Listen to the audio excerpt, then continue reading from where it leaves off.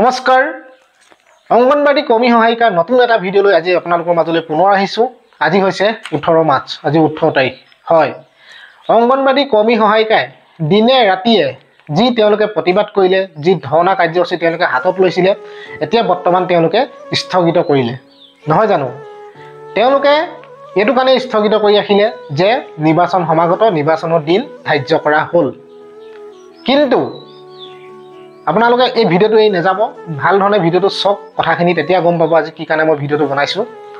হয়, ভিডিঅ'টোত কোনো ধৰণৰ আপডেট নাই, কিন্তু যিখিনি কথা ক'ম আপোনালোকে এটা উৎসাহ পাব। আপোনালোকে হয়তো বহুতে এতিয়া হতাশাত ভুগিছে যে আমাৰ মাননি বৃদ্ধি নহ'ল আৰু আমি এনেই কষ্ট কৰিলোঁ, এনেই আজি 21 দিন 22 দিন গৈ আমি চচলত দিনে ৰাতিয়ে মহৰ কামুৰণিত ঘৰৰ বস্তু বাহিনী বিকি, যি আচলতে তেওঁলোকৰ প্ৰাপ্যৰ কাৰণে যি তেওঁলোকে কষ্ট কৰিলে, চচলত গৈ চচলৰ পৰা দিছপুৰৰ পৰা চচল, তেওঁলোকে যি আচলতে এই যাত্ৰা, তেওঁলোকৰ যি এটা কষ্ট তেওঁলোকে কৰিলে, কিন্তু তেওঁলোকৰ ফল কিন্তু আজি পৰ্যন্ত নাপালে।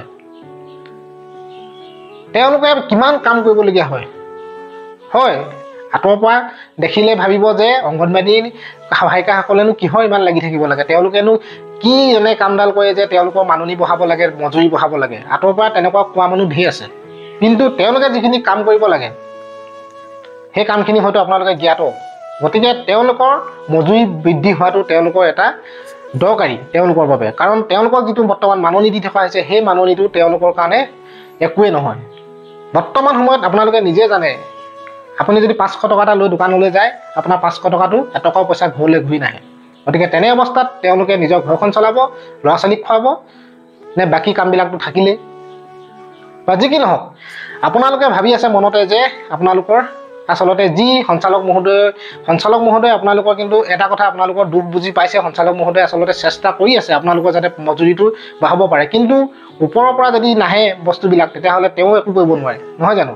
গতিকে তেওঁ কথা দি আছে, গতিকে তেওঁ আপোনালোকক জনাই আছে যে নিৰ্বাচনৰ পিছত হয়তো খবৰ আহিব পাৰে। কিন্তু ইয়াতে এতিয়া এটা কথা স্পষ্ট হৈ আছে যে নিৰ্বাচনৰ পিছত বুলি কোৱাৰ লগে লগে হয়তো আপোনালোকেও ভাবিছে যে নিৰ্বাচনৰ পিছত আৰু ক'ৰ পৰা আমাৰ মজুৰি বঢ়াব।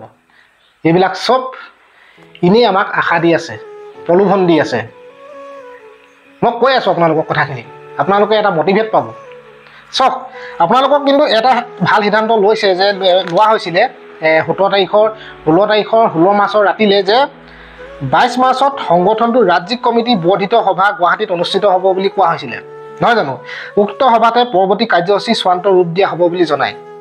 গতিকে যি আচলতে সভা অনুষ্ঠিত হ'ব তাত যদি হয়তো কিবা এটা সিদ্ধান্ত ওলাবও পাৰে। গতিকে আপোনালোকে নিৰাশ নহ'ব, কাৰণ নিৰ্বাচনৰ আগত যদি আপোনালোকৰ যদি কিবা এটা যদি হয়তো ভাল সিদ্ধান্ত, ভাল ৰিজাল্ট নিৰ্বাচনৰ আগত হয়তো আহিবলৈও আছে। কাৰণ আপোনালোকৰ কষ্ট অথলে নাযায়, আপোনালোকে নাভাবিব আপোনালোকৰ কষ্ট কেতিয়াও অথলে নাযায়, আপোনালোকৰ দিন ভাললৈ আহিব। কাৰণ নিৰ্বাচনৰ আগত হয়তো চৰকাৰে কিবা এটা ৰিজাল্ট দি দিব পাৰে আপোনালোকক, কাৰণ তেওঁলোকৰ এটা ভয় আছে নিৰ্বাচন।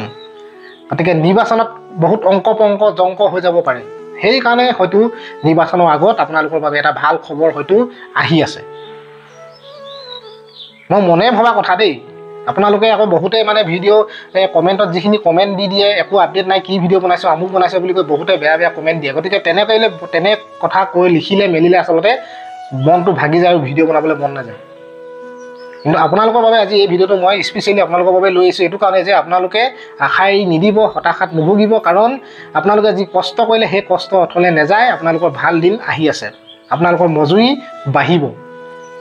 ইমান দিনে যেতিয়া ধৈৰ্য ধৰিব পাৰিলে আৰু কেইদিনমান সময় আপোনালোকে ধৈৰ্য ধৰক, কাৰণ ধৈৰ্য ফল সদায় মিঠা হয়।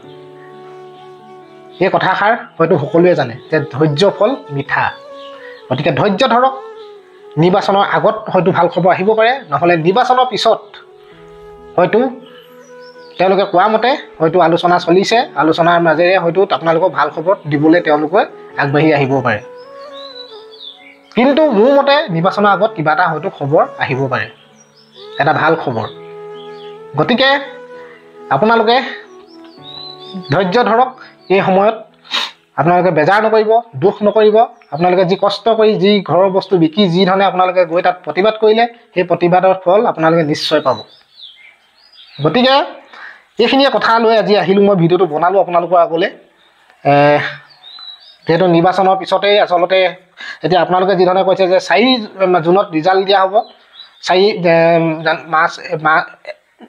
জুনত ৰিজাল্ট ওলোৱা কথা আছে হয়তো ৰিজাল্টৰ ওলোৱা যদি 7 দিনৰ ভিতৰত যদি একো ব্যৱস্থা নকৰে একো এটা ৰিজাল্ট নিদিয়ে তেতিয়াহ'লে আপোনালোকে কৈছে যে দিছপুৰত গৈ ঘেৰা কৰাৰ কথা কৈছে ৰক আপোনালোকে এইখিনি সময় ধৈৰ্য ধৰক তাৰপিছত আপোনালোকে কি ব্যৱস্থা আচলতে কি কৰে আপোনালোকে তেতিয়া এটা সিদ্ধান্ত ল'ব কিন্তু বৰ্তমান সময়ত আপোনালোকে এই সময়ত আপোনালোকে ধৈৰ্য ধৰক আপোনালোকে অকণো দুখ নকৰিব গতিকে ভিডিঅ'টো ইমানেই আছিলে আপোনালোকৰ যাতে দাবী চৰকাৰে মানি লয় মই তাকে অনুৰোধ জনাই আছোঁ দাবী মানক আপোনালোকক কাৰণ বুজি পাওক কিমান কষ্ট এগৰাকী মহিলা যিহেতু এদিন যদি এখন ঘৰত যদি নাথাকে ক'ৰবাত যদি থাকিবলৈ যায় সেই ঘৰখনত কিমান এটা আচলতে কেনেকুৱা হয় সেয়া গম পোৱাসকলে গম পাইছে গতিকে ভালে থাকক কুশলে থাকক আপোনালোক সকলো জয় এখন বাই বাই